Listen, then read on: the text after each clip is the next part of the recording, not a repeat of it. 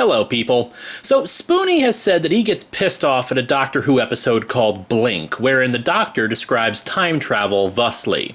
People assume that time is a strict progression of cause to effect, but actually, from a non-linear, non-subjective viewpoint, it's more like a big ball of wibbly-wobbly, timey-wimey stuff. Yeah, I've seen this bit before. You said that sentence got away from you.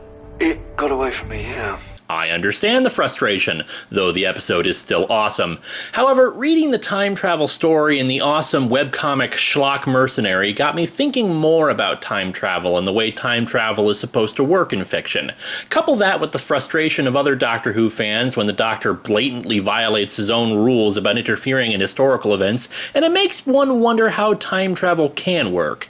As such, I have come up with my own theory about it. It's possible that someone else has already thought of this before, and if that's so, then great. However, at the moment, I just came up with it, and I'd like to see what people think. The thing about time is that we only perceive it through our own eyes. We can't see how it appears to other people. It's like walking on a road. You can't see the full shape of the road because you're on the road, experiencing it as it happens. You can give a final approximation of its shape and its twists and turns, but ultimately, your experience is limited because of the way you view it. If you were able to observe the path from high above, you'd be able to know how it goes a lot differently. This is how we must ultimately alter our views of time travel. We assume cause and effect proceed in a straight path because we're on that path and it's the only way we can view it. But let us assume that someone like the Doctor, a Time Lord, is capable of viewing time outside of cause and effect in a way we, as human beings, are unable to see it. The best representation of how we see it, as my own limited imagination can perceive it then, is through a straight line.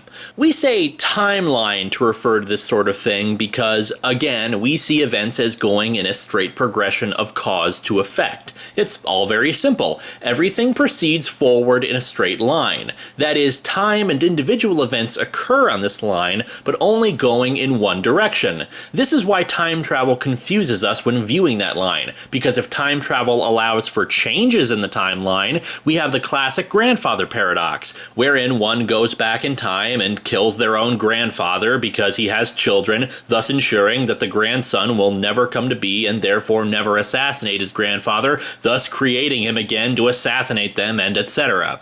However, I think we can solve this paradox if we approach time travel a little differently. Think of time not as a single line, but as an infinite number of lines, representing anything from individual people to individual cells or the like. The lines aren't exactly straight. While they do move in the progression of cause to effect, when individual timelines of people interact with one another, it weaves them together like pieces of string or yarn.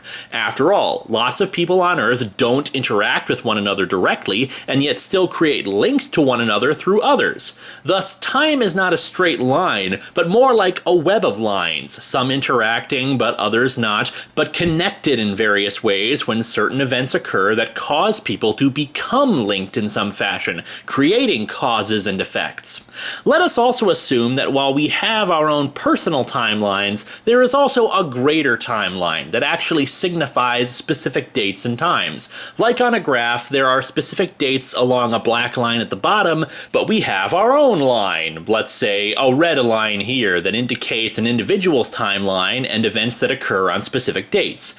And now we have an easier way to reconcile time travel. Let us assume one person had the ability to time travel. Their own individual timeline does not travel straight back along the line, but rather curves the line back and affects things at an earlier point in their timeline, like creating a knot. Thus, all the events that transpired and connected with that person and the universe at large still happened, but they are now all tied in with that person who has gone back in time. Whatever changes they make form new lines, new threads that can split off from where they had gone previously, or they will continue along the same path as before, splitting the previous line down the middle like Robin Hood shooting an arrow through another before going off in their own directions once again, since obviously at some point something will be different as interactions along the new lines change and alter. And thus we come to the end of this theory of time travel, a big ball of wibbly-wobbly, timey-wimey stuff. Or rather, a ball of yarn.